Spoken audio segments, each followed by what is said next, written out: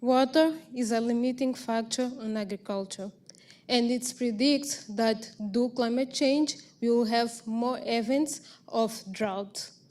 Well, if you have more events of drought, then that means that we will not be producing enough. We will not have people that are happy, like those smiling girls in my slide, because they have enough food. My research aims to identify species that they can be used as a source of genes of drought tolerance and to use them to improve sweet potatoes. At this point, you may be asking, why sweet potatoes? Why not another crop? Well, about 117 countries grow sweet potato around the world.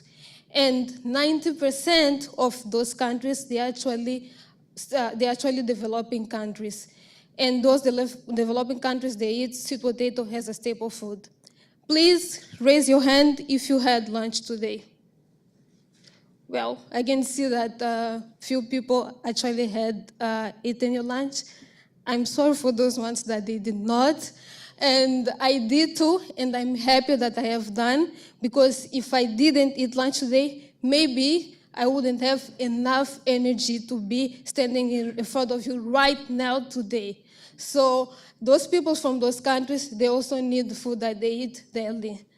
What I have done in my research was to identify 4 species that they are actually from drought-prone areas, and I tested those species in drought conditions. By drought conditions, I mean that I did water them for about 21 days. Plants, as human beings, they need to eat to grow. They need to eat to survive. And the way how they actually get their food is through water and also through carbon dioxide.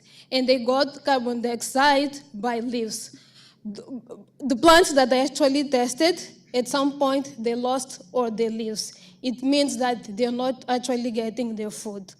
After some point, I began to irrigate the plants, and they developed new foods.